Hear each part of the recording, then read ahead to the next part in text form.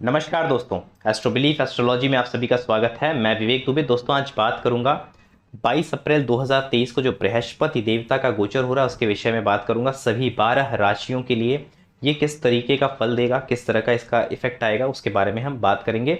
आपको बता दूं इन डिटेल मैंने, यानी कि जो शनिदेव का गोचर हुआ था, बृहस्पति देवता का जो गोचर हो रहा है, उसके बाद जो राहु का होगा, इनका पूरा जो एक समअप होता है ऑलरेडी मैंने सालाना जो राशिफल दी हुई है उसको आप देखेंगे तो उसमें मैंने तीनों का जिक्र करके कंक्लूजन जो आता है वो मैंने ज़रूर आपको बताया, तो वो ज़रूर देखिएगा।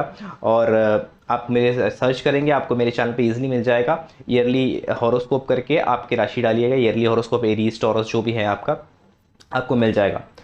बट एनीवे, आज हम बात करने जा रहे हैं कि जो बृहस्पति का सिर्फ जो गोचर हो रहा है, आज हम सिर्फ कॉन्सेंट्रेट करेंगे कि बृहस्पति देवता से होने वाले क्या इफेक्ट होंगे, उसके बारे में हम चर्चा करेंगे। तो सबसे पहले बात करते हैं राशियों की श्रृंखला में। सबसे पहली राशि जो पड़ती है मेष राशि। मेष राशि के लिए बृहस्पति देवता जो है उनके पहले घर में आ रहे हैं। देखिए, अभी तक जो बृहस्पति देवता गोचर कर रहे थे वो अपने स्वराशि मीन राशि में गोचर कर रहे थे। अब जो गोचर करेंगे वो, यानी 22 अप्रैल से जो गोचर करेंगे वो ट्रांजिट करेंगे एरीज साइन में, मेष राशि में आ जाएंगे और ये पूरे एक साल करीब करीब वो मेष राशि में ही गोचर करेंगे। तो ये मेष राशि में जो बृहस्पति देवता आ रहे हैं, इसका जो इफेक्ट है वो मेष वालों के लिए कैसा है। देखिए, मेष वालों के लिए बृहस्पति देवता नवम और 12वें के स्वामी होते हैं, यानी कि उनका जो आधिपत्य होता है मेष की कुंडली में वो नवम भाव में और 12वें भाव में उनकी बहुत ही एक बोलते हैं ना कि रूलिंग पोजीशन होती है। और सबसे मूल त्रिकोण साइन जिसे हम कहते हैं धनु राशि, वो नवम भाव में पड़ती है बृहस्पति देवता की। तो नवम भाव के स्वामी होके वो आपके पहले भाव में यानी कि केंद्र में आ रहे हैं। तो केंद्र में बृहस्पति का आना सदा ही लाभकारी कहा गया है, बहुत ही अच्छा माना जाता है। और दूसरी बात, केंद्र त्रिकोण राजयोग ये क्रिएट कर रहे हैं, यानी नवम के स्वामी होके आपके केंद्र में आ रहे हैं। तो केंद्र त्रिकोण राजयोग का भी निर्माण हो रहा है, जो कि स्वास्थ्य संबंधी, पर्सनैलिटी संबंधी जो भी निराशाएं हैं, जो भी नेगेटिविटी है, उन सब से आपको काफी हद तक ये बाहर लेके आ जाएंगे। उन सब में आपको एक बहुत बड़ा चेंज देखने मिलेगा। दूसरी बात, यहाँ पे देखिए बृहस्पति देवता का ये जो गोचर है 12वें भाव के स्वामी होके भी, क्योंकि 12वें के भी स्वामी है, मीन राशि आपके 12वें भाव में पड़ती है मेष वालों के, तो उनके भी स्वामी होके ये लगन में आ रहे हैं। तो कहीं ना कहीं विदेश संबंधी कुछ कार्य, कुछ जाना आना, इससे भी कुछ संबंधित चीजों के लिए आपको सहयोगी सिद्ध होंगे।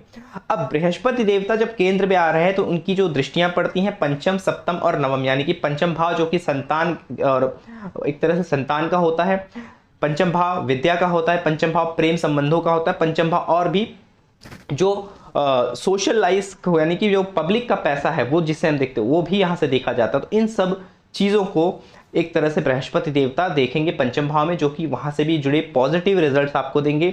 सप्तम भाव यानी कि विवाहिक चीज़ों के लिए, विवाहिक चर्चाओं के लिए, विवाहिक इवेंट्स के लिए भी ये बहुत सहयोगी सिद्ध होंगे मेष के लिए। और उसी प्रकार से नवम भाव के यानी कि भाग्य भाव को बृहस्पति देवता अपने ही भाव को देखेंगे यहाँ पे बैठ के, तो भाग्योदय के लिए भी ये बहुत अच्छा सहयोग सिद्ध, यानी कि भाग्योदय की भी बहुत अच्छी यहाँ पे संभावना दिखाई देती है।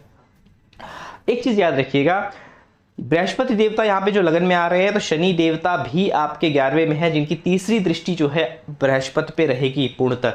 तो बेस कहने का मतलब ये है कि जो भी इसमें इंप्रूवमेंट है उसमें थोड़ा सा कर्म यानी कि थोड़ा सा हार्डशिप जरूर लगेगा, लेकिन हाँ, भाग्योदय होना, पर्सनैलिटी अच्छा होना, स्वास्थ्य का अच्छा होना, ये सारी चीजें बृहस्पति यहाँ पे इंश्योर कर रहे हैं। बस थोड़ा सा आपको अपने कर्म में, अपने ओवरऑल डिजायर में भी एक थोड़ा सा चेंजेस लाना पड़ेगा। तो ये था मेष के लिए। अब बात करते हैं वृषभ के लिए, टॉरस के लिए। टॉरस के लिए देखिए, बृहस्पति देवता अष्टम के स्वामी होते हैं, साथ ही साथ वो 11वें भाव, लाभ भाव के स्वामी होते हैं, और वो गोचर कर रहे हैं आपके 12वें भाव, क्योंकि मेष राशि जो है वृषभ के लिए वो 12वें भाव में पड़ती है। तो बृहस्पति देवता 12वें भाव में गोचर कर रहे हैं। अब देखिए, जिनकी महादशा चल रही होगी बृहस्पति की या अंतरदशा चल रही, उनके लिए ये थोड़ा सा एक परेशान करने वाला समय हो सकता है, क्योंकि अष्टम के स्वामी 12वें में जा रहे हैं। तो अगर आपके कुछ मैलेफिक दशाएं हैं उसमें अंतरदशा बृहस्पति की चल रही है तो ये थोड़ी सी तकलीफदायक हो सकती है।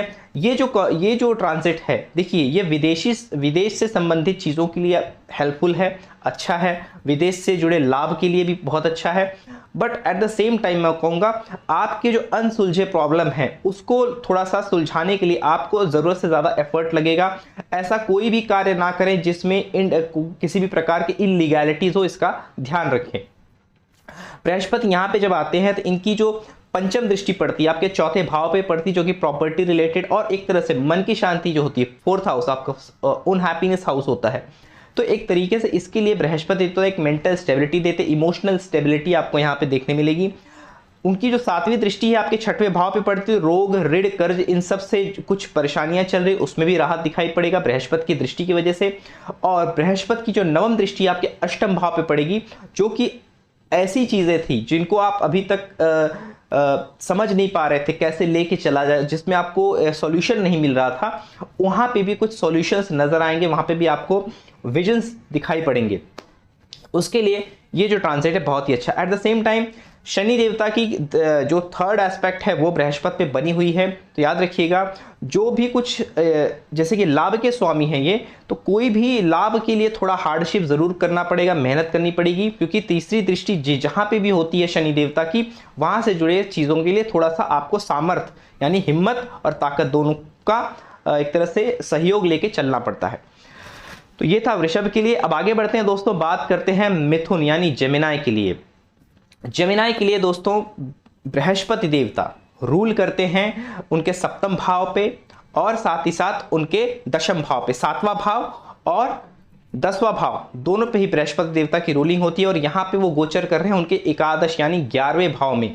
तो मैं आपको बता दूं ये एक बहुत ही अच्छा सहयोग है कि बृहस्पति देवता जो हैं 11वें भाव में आ रहे हैं, वो भी मेष राशि में। तो कोई भी ऐसा देखिए, मेष राशि में जब बृहस्पति देवता आ रहे हैं तो यहाँ पे कुछ ऐसा अगर डिसीजन है जो कि संतान से जुड़ा हुआ है, कोई ऐसा डिसीजन, कुछ नया सीखना चाहते हैं, कुछ नई लर्निंग की तरफ हैं, गुरु सर्च कर रहे हैं, लाइफ के लिए कुछ एक विजन ढूंढ रहे हैं, कोई अच्छा मेंटर ढूंढ रहे हैं, उनके लिए बहुत ही ज़्यादा बेनिफिशियल होगा ये। उसके बाद गुरु से, अपने मेंटर की वजह से एक अच्छे लाभ यहाँ पे दिखाई पड़ते हैं। वैवाहिक जीवन में बेहतरी है, वैवाहिक जीवन में बहुत अच्छा सहयोग दिखाई पड़ता है। विवाह होने के ये जो बृहस्पति की गोचर है, ये विवाह के लिए बहुत ज़्यादा सहयोगी है, आपको बता दूं, क्योंकि उनकी जो अगर आप देखेंगे बृहस्पति देवता की 9वीं एस्पेक्ट यहाँ पे अगर वो बैठते हैं तो 9th एस्पेक्ट आपके सप्तम भाव पे पड़ती है, जो कि विवाह का भाव होता है। तो उसको भी बहुत ज़्यादा ये एक ब्लेसिंग मिल रही है। उसके अलावा बृहस्पति देवता की पंचम दृष्टि जो है वो आपके थर्ड हाउस पे पड़ रही है, जो कि आपके एफर्ट्स को सकारात्मक, यानी कि जो भी आपने मेहनत की है, जो भी एफर्ट्स की, उसका कहीं ना कहीं मैनिफेस्टेशन आपको उसका रिजल्ट देखने मिलेगा। और आप बृहस्पति देवता की 7वीं दृष्टि जो आपके पंचम भाव में पड़ी, प्रेम, विवाह, एजुकेशन, इन सब चीज़ों के लिए अच्छी सहयोगी सिद्ध होगी। याद रखिएगा, अक्टूबर तक तो सिचुएशन ऐसी है कि देखिए बृहस्पति और राहु देवता साथ में ही रहेंगे, जिसे एक गुरु चांडाल योग भी कहा जाता है। गुरु चांडाल योग का निर्माण हो रहा है, तो उसका कोई विशेष यहाँ पे आप जेमिनाई के लिए मैं कह रहा हूँ विशेष नकारात्मक इससे ना लीजिएगा। चीज़ें अच्छी चलेंगी, लेकिन अक्टूबर के बाद चीज़ें और भी बेहतर हो जाएंगी। इसके बाद बात करते हैं कर्क वालों के लिए। कर्क वालों के लिए बृहस्पति देवता गोचर कर रहे हैं दशम भाव में, दशम भाव में गोचर कर रहे हैं। यहाँ पे देखेंगे बृहस्पति देवता 6वें भाव में, उनकी मूल त्रिकोण राशि पड़ती है और नवम भाव के भी मालिक हैं वो, यानी नवम भाव के स्वामी होके आपके दशम भाव में गोचर कर रहे हैं। एक तरह से आपके 10th हाउस में आ रहे हैं बृहस्पति देवता 10th हाउस में, यानी कि कोई भी ऐसा डिसीजन है जो करियर से रिलेटेड है, जो एजुकेशन से रिलेटेड है, जो ग्रोथ से रिलेटेड है, उसको लेने के लिए बहुत ज़्यादा सहयोगी होंगे। सेविंग में आपको हेल्प मिलेगी, आपके अनवांटेड जो स्ट्रगल है वो भी कम होगी। यहाँ पे जॉब से संबंधित दिक्कत परेशानी है वो भी यहाँ पे रिजॉल्व होती नजर आएगी। तो ओवरऑल ये जो कॉम्बिनेशन आ रहा है, बृहस्पति देवता जो आपके दशम भाव में गोचर कर रहे हैं, ये भी एक बहुत सकारात्मक प्रभाव दिखाएगा। एक तरह से इसे धर्म कर्म योग भी बोलते हैं, क्योंकि नवम भाव के स्वामी दशम में आ रहे हैं, तो इसके धर्म कर्म योग भी कहा जाता है। तो थोड़ा सा कुछ स्पिरिचुअल यात्राएं वगैरह जरूर करिए, मेरा एक सजेशन रहेगा। कुछ अच्छी चीजें या फिर कुछ स्पिरिचुअल चीज़ों में थोड़ा सा इन्वॉल्व रहेंगे तो और भी अच्छा आपको यहाँ पे रिजल्ट देखने मिलेगा कर्क वालों के लिए। तो ओवरऑल ये जो ट्रांजिट है एक तरह से जॉब के लिए और बहुत सारे चीज़ों के लिए, फैमिली के लिए, सेविंग के लिए, ये एक अच्छा महत्वपूर्ण अच्छे रिजल्ट देगा। आगे बढ़ते हैं, बात करते हैं लियो के लिए। तो दोस्तों लियो के लिए बृहस्पति देवता गोचर कर रहे हैं उनके 9th हाउस में, नवम भाव में, जहां पे मेष राशि पड़ती है। सी वालों के लिए जो मेष राशि पड़ेगी वो 9th हाउस में पड़ेगी और बृहस्पति देवता नवम भाव में गोचर कर रहे हैं। अभी तक वो आपके अष्टम भाव में थे, जो कि एक अच्छी बात है। अब वो गोचर करेंगे आपके 9th हाउस में, नवम भाव में, जो कि एक तरह से यहाँ के मूलतः कारक होते हैं बृहस्पति देवता, यानी बृहस्पति तो स्वयं यहाँ पे आ रहे हैं। तो कहीं ना कहीं एक तरह से भाग्योदय की तरफ ही बहुत अच्छा इशारा है। आपकी जो कुछ भी हायर एजुकेशन लर्निंग कुछ रह गई है, कुछ प्लानिंग चल रही है, उसके लिए अच्छे हैं। दूर की कोई यात्रा है, कुछ स्पिरिचुअल यात्रा करना चाहते हैं, उसके लिए भी यहाँ पे बहुत अच्छा इंक्लिनेशन मिलेगा, बहुत अच्छा सपोर्ट मिलेगा बृहस्पति देवता से। तो यहाँ पे जो ओवरऑल आप देख रहे हैं, ये जो कॉम्बिनेशन है बृहस्पति देवता की बहुत ही अच्छी रहेगी। बृहस्पति देवता की एस्पेक्ट आपके लगन पे पड़ रही, जो कि आपको कहीं ना कहीं एज अ पर्सनालिटी बहुत स्टेबल करेगी, सही गलत का सही समझ देगी। सप्तम दृष्टि उनके आपके तीसरे भाव पे पड़ रही है, जो कि आपके एफर्ट्स को और सिबलिंग से जो भी आपके रिलेशंस है उनको बेहतर करेगी।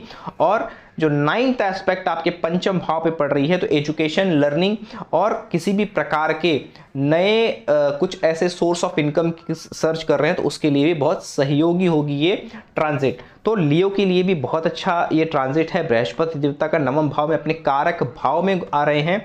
तो कोई भी बड़ा डिसीजन लेना हो, 9th हाउस यानी कि education, higher education, long travel, visa, passport, ऐसी कुछ चीज़ों से जुड़ी चीज़ें अगर आपके जीवन में कुछ परेशानी चल रही है, तो यहाँ पे उसका सॉल्यूशन मिलता नजर आएगा। बात करें कन्या वर्गों के लिए, वर्गों के लिए बृहस्पति देवता जो है वो अष्टम भाव में गोचर कर रहे हैं, जो कि मैं आपको बता दूं यहाँ पे सप्तम भाव के स्वामी हो के अष्टम में आ रहे हैं। तो देखिए, विवाह में जिसकी विवाह की प्लानिंग चल रही है उनके लिए थोड़ा सा ये नेगेटिव इम्पैक्ट लेके आता है। बट हाँ, एट द सेम टाइम ये मैं ये भी कहूँगा, ये सडन विवाह यानी कि अनप्लैंड विवाह को भी शो करता है। और एट द सेम टाइम यहाँ पे बृहस्पति देवता की जो एस्पेक्ट है 12वें भाव पे पंचम उनकी दृष्टि पड़ रही है, उनकी 7th एस्पेक्ट आपके 2nd हाउस पे पड़ रही है, और उनकी जो 9th एस्पेक्ट है आपके 4th हाउस, जो कि हैप्पीनेस का है, सुख का है, इमोशंस का है, प्रॉपर्टी का है। तो वहाँ पे उन सब चीज़ों से जुड़े संबंधित चीज़ों में आपको बहुत अच्छा एक बेनिफिट और यहाँ पे कुछ आसानी और एक सरलता, जिसे सकते हैं ना कि एक ईजीनेस यहाँ पे दिखाई देगी। जो लोग नए प्रॉपर्टी के लिए देख रहे हैं, नया प्रॉपर्टी बाय करना चाहते हैं, उनकी भी वहाँ पे भी हो सकती है। यहाँ पे दो सिचुएशन दिखती है, या तो आप अचानक से कुछ डिसीजन लोगे, प्रॉपर्टी को लेने के लिए अचानक प्लान करोगे, या तो फिर आपकी जो प्लानिंग है उसको मतलब प्रॉपर्टी की जो प्लानिंग कर रहे हो उसको मिलने में, सही प्रॉपर्टी मिलने में या प्रॉपर्टी क्लियर करने में बहुत दिक्कत होगी फिलहाल के लिए। तो ये थोड़ा सा दिखाई पड़ता है कन्या के लिए, जो मैंने आपको बता दिया। अब बात करते हैं तुला वालों के लिए। तुला के लिए जो संभावनाएं दिख रही है उसके ऊपर बात कर लेते हैं। तुला के लिए बृहस्पति देवता यहाँ पे देखेंगे मालिकियत होती है उनकी, जो एक तरीके से रूलिंग होती है 3rd हाउस एवं 6th हाउस पे होती है। यहाँ पे मूल त्रिकोण साइन तीसरे भाव में पड़ता है उनका, जो कि धनु राशि है। तो बृहस्पति देवता यहाँ गोचर कर रहे हैं ऑलमोस्ट 7वें भाव में, 7th हाउस में गोचर कर रहे हैं, जो कि मैं कहूँगा कि जो लोग बिजनेस में हैं, जो लोग पार्टनरशिप में हैं, सोशल चीज़ों से जुड़े हुए, उनके लिए तो काफ़ी हद तक ये बेहतर होगा। और जो लोग विवाह वगैरह के लिए देख रहे हैं उनके लिए थोड़ा सा परेशानी दे सकते हैं, क्योंकि ये 6th हाउस के लॉर्ड हैं। 6th हाउस के लॉर्ड 7th में आते हैं, तो कुछ वैवाहिक चीज़ों में थोड़ा सा डिस्टर्बेंस देखने मिलता है। But at the same time Brihaspati देवता कोई मेजर प्रॉब्लम क्रिएट नहीं करते। बृहस्पति देवता की जो 5वीं एस्पेक्ट है वो ओवरऑल पड़ेगी, समझ लीजिए आपके 11वें घर में, जो कि लाभ के लिए, बिजनेस के लिए अच्छा है।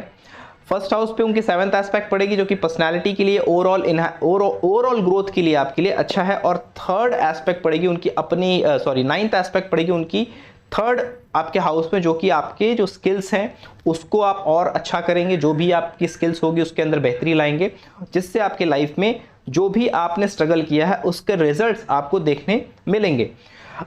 तो ये था बृहस्पति का गोचर तुला के लिए कैसा होगा। अब याद रखिएगा, यहाँ पे अगर 7th हाउस में आपके मान लीजिए कोई शनि या फिर मंगल ऐसे प्लैनेट बैठे हुए हैं, तो उनसे संबंधित चीज़ों में से शनि है तो जॉब संबंधित चीज़ें, और मंगल हैं तो प्रॉपर्टी रिलेटेड चीज़ों में आपको यहाँ पे बेहतरी और एक अच्छे रिजल्ट्स देखने मिलेंगे।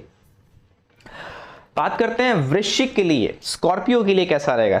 वृश्चिक के लिए बृहस्पति देवता ट्रांजिट कर रहे हैं छठवें घर में, क्योंकि मेष राशि यहाँ पे उनके छठवें भाव में पड़ती है वृश्चिक वालों के, तो बृहस्पति देवता 6th हाउस में आ रहे हैं जो कि आपके दूसरे भाव के स्वामी है। तो फाइनेंशियल डिसीजन सोच समझ के लीजिएगा।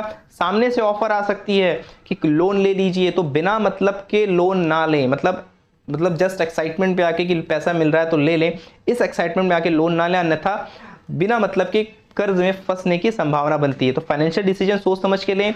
अपने परिवार से जो भी बात करें क्लियरिटी रखें, झगड़े तक बात ना आए। हम हर चीजों में थोड़ा सा एक बोलते ना कि सोच समझ कर बोले जो भी बोलना है आपको। बृहस्पति देवता की यहाँ पे जो 5th एस्पेक्ट है आपके 10th हाउस पे पड़ती है, जो कि करियर रिलेटेड चीजों को इजी करती है, वहां से जुड़ी समस्याओं का हल मिलेगा। बृहस्पति की 7वीं एस्पेक्ट आपके 12वें भाव को पड़ती है, जो कि लॉस चल रहे हैं, कुछ प्रॉब्लम चल रही है, लॉस्ट हैं अपने आप में, उसको लेके भी थोड़ा सा यहाँ पे सहयोग करेंगे। बृहस्पति देवता की 9th एस्पेक्ट उनकी अपनी ही राशि आपके दूसरे भाव सजिटेरियस धनु पे पड़ रही है, जो कि पारिवारिक चीजों के और सेविंग में भी आपकी हेल्प करेगी। बट फिर भी कहूंगा फाइनेंशियल डिसीजन सोच समझ के लें, अननेसेसरी चीजों में, कर्जों में, इन सब चीजों में ना पड़े। अब बात करते हैं धनु के लिए, सजिटेरियस के लिए कैसा रहेगा। देखिए सजिटेरियस के लिए जो बृहस्पति देवता गोचर कर रहे हैं 5th हाउस, 5म भाव में गोचर कर रहे हैं, यहाँ के एक तरह से कारक भी माने जाते हैं बृहस्पति देवता। तो बृहस्पति देवता एक तरह से अगेन यहाँ पे केंद्र त्रिकोण राजयोग बनाते हुए नजर आएंगे। केंद्र के स्वामी हैं, यानी कि धनु राशि केंद्र में पड़ रही है, तो उस हिसाब से ये केंद्र त्रिकोण राजयोग बना रहे, जो कि एजुकेशन के लिए अच्छा है। और पैसे कुछ नई जॉब के लिए देख रहे हैं, कुछ भी ऐसी चीजें हैं जिनको लेके परेशान थे, आए रोलिंग मनी में प्रॉब्लम चल रहा था, इन सब चीजों से आपको कहीं ना कहीं रिलीफ मिलता नजर आएगा। बृहस्पति की 9th एस्पेक्ट आप उनके अपनी ही राशि पे, यानी कि कहीं ना कहीं आपको एक सही समझ देंगे, सही फैसले लेने, सही डिसीजन लेने में आपकी बहुत हेल्प करेंगे। उनकी 7th एस्पेक्ट लाभ भाव पे है, तो लाभ के लिए परेशान होने की जरूरत नहीं, यहाँ पे लाभ अच्छे मिलेंगे जीवन में। और जैसे कि यहाँ पे बृहस्पति देवता 4th हाउस के भी लॉर्ड हैं, जो कि प्रॉपर्टी रिलेटेड चीजों में भी कुछ अगर प्रॉब्लम चल रहे हैं, वहां से जुड़ी चीजों में भी आपको कुछ रिजोल्यूशन, कुछ ना कुछ आपके प्रॉब्लम का सॉल्यूशन मिल जाएगा। अब आगे बढ़ते हैं, बात करते हैं मकर वालों के लिए। तो गोचर कर रहे हैं आपके 4थे भाव 4th हाउस में, जहां पे मेष राशि आपकी पड़ती है। मकर के लिए देखिए 4th हाउस में बृहस्पति का आना, ऑलरेडी ये नेचुरल एक्सॉल्टेड हाउस माना जाता है, और मेष में आ रहे हैं तो प्रॉपर्टी संबंधित कुछ डिसीजन लेने के लिए बहुत ही ज़्यादा सपोर्ट करेंगे। साथ ही साथ फैमिली में, घर के अंदर माहौल अगर डिस्टर्ब चल रहा है तो उसमें भी कहीं ना कहीं काफ़ी रिलीफ मिलेगा। लेकिन अक्टूबर के बाद इसे ज़्यादा अच्छा समझिए, क्योंकि अक्टूबर तक एक जिसे हम कहते हैं बृहस्पति और राहु की युति रहेगी, गुरु चांडाल योग रहेगा। लेकिन अक्टूबर के बाद कुछ ज़्यादा बेहतरी नज़र आएगी आपके जो ये ट्रांजिट है उसके अच्छे रिजल्ट्स देखने मिलेंगे। जो लोग कुछ बाहर जाना चाहते हैं, कुछ ट्रैवल करना चाहते हैं, उनके लिए भी ये ट्रांजिट फ्रूटफुल होगा, सहयोगी होगा। ओवरऑल देखिए बृहस्पति की जो एस्पेक्ट है उनकी 5th एस्पेक्ट पड़ेगी आपके 8th हाउस में, जो कि अनसॉल्व प्रॉब्लम है, कुछ दिक्कत परेशानी है जिसमें आपको क्लैरिटी नहीं मिल पा रही है, क्लैरिटी ऑफ माइंड नहीं है, वहाँ पे क्लैरिटी ऑफ माइंड मिलेगी। 10th हाउस पे उनका 7th एस्पेक्ट है, जो कि करियर रिलेटेड चीज़ों में आपको हेल्प करेगा, करियर रिलेटेड प्रॉब्लम्स को सॉल्व करेगा। साथ ही साथ बृहस्पति देवता की 9th एस्पेक्ट जो है आपके 12वें घर पे पड़ेगी। जो भी चीज़ें ऐसी हैं जो आपको लॉस्ट फील कराती हैं, जो भी जहाँ पे भी आपको ज़्यादा दिक्कत परेशानी है, उनसे जुड़े भी सॉल्यूशंस आपको मिलेंगे। तो ये जो ट्रांजिट है मकर के लिए ओवरऑल अच्छा ट्रांजिट है। बृहस्पति का केंद्र में आना सदा ही शुभ माना गया है, सदा ही लक को इन्हांस करने वाला माना जाता है। दोस्तों बात करते हैं कुंभ के लिए। कुंभ के लिए देखिए बृहस्पति देवता यहाँ पे ट्रांजिट कर रहे हैं 3रे भाव में, 3rd हाउस में बृहस्पति देवता का गोचर हो रहा है, जो कि अगर कुंभ के लिए देखा जाए तो बृहस्पति देवता बहुत ही इंपॉर्टेंट लॉर्ड होते हैं, क्योंकि दूसरा भाव, दोनों ही धन भाव पे दूसरे और 11वें पर पूर्णतः उनका कंट्रोल है। 11वें में उनकी मूल त्रिकोण राशि पड़ती है धनु, और दूसरे भाव में उनकी मीन राशि पड़ती है। तीसरे भाव मेष में उनका गोचर हो रहा है। तो ये देखिए यहाँ से जो बृहस्पति देवता 11th हाउस को यानी कि आपकी जो रोलिंग मनी है उसके ऊपर आपके आय भाव पे एक एस्पेक्ट दे रहे हैं, जो कि बहुत अच्छी बात है। इससे आय भाव जो भी कुछ भी मनी आपकी रोलिंग मनी, मार्केट में पैसा फंसा हुआ है, किसी भी प्रकार की प्रॉब्लम चल रही है बिजनेस में, रोलिंग मनी में, उसको अच्छा करेंगे। ओवरऑल बेनिफिट्स, जीवन के बेनिफिट्स को बढ़ाएंगे, क्योंकि 9th एस्पेक्ट है। उसी प्रकार से उनकी जो 5th एस्पेक्ट है जो कि आपके 7th हाउस पे पड़ रही, विवाहिक चीज़ों के लिए, विवाहित संबंधित चीज़ों के लिए बहुत ज़्यादा सपोर्टिव है। और उनकी 7th एस्पेक्ट जो कि 9th हाउस पे पड़ रही है, तो कोई नई लर्निंग करना चाहते हैं, कोई नई स्किल सीखना चाहते हैं, उसके लिए बहुत ज़्यादा सहयोग करेंगे। तो कुछ ऐसा करना चाहते हैं तो ये बहुत अच्छा टाइम है, कुछ नया सीखना चाहते हैं तो ज़रूर जाइएगा।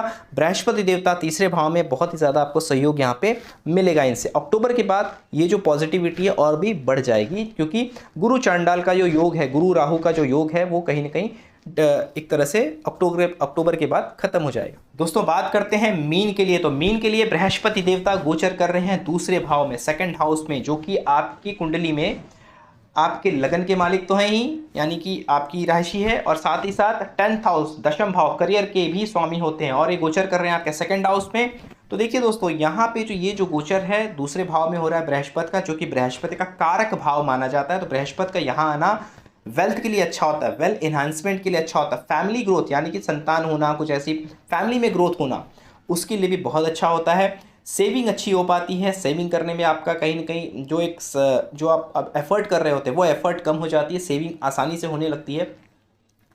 बृहस्पति देवता की जो 5th एस्पेक्ट है 6th हाउस पे पड़ती है, जो कि स्ट्रगल्स को कम करती है, कहीं ना कहीं जॉब रिलेटेड इश्यूज को खत्म करती है, डेब्ट्स रिलेटेड इश्यूज को भी खत्म करती है। बृहस्पति देवता की 7th एस्पेक्ट आपकी 8th हाउस से पड़ेगी, जो कि अनसॉल्व इश्यूज है, अनसॉल्व प्रॉब्लम है, उसके ऊपर पड़ती है, जो कहीं ना कहीं अनसॉल्व प्रॉब्लम में ईजीनेस दिखाई पड़ती है। वहां पे भी आपको कुछ होप्स दिखाई देते हैं कि इससे कैसे सॉल्व किया जाए, इससे कैसे बाहर आ जाए।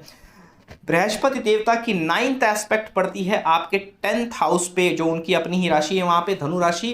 तो करियर से रिलेटेड चीज़ों के लिए बहुत अच्छा यहाँ पे रिजल्ट मिलेगा। करियर से रिलेटेड कोई डिसीजन लेना चाहते हैं उसके लिए बहुत सहयोगी होंगे, यहाँ पे याद रखिएगा। तो बृहस्पति देवता का ये जो गोचर है मीन के लिए ओवरऑल बहुत अच्छा है, बहुत ही बेहतरीन है। तो आशा करता हूं दोस्तों ये वीडियो आपको अच्छा लगा होगा। वीडियो अच्छा लगे तो वीडियो को लाइक ज़रूर कीजिएगा और चैनल को सब्सक्राइब कीजिएगा। मिलता हूं नेक्स्ट वीडियो के साथ, तब तक के लिए आप सभी को नमस्कार।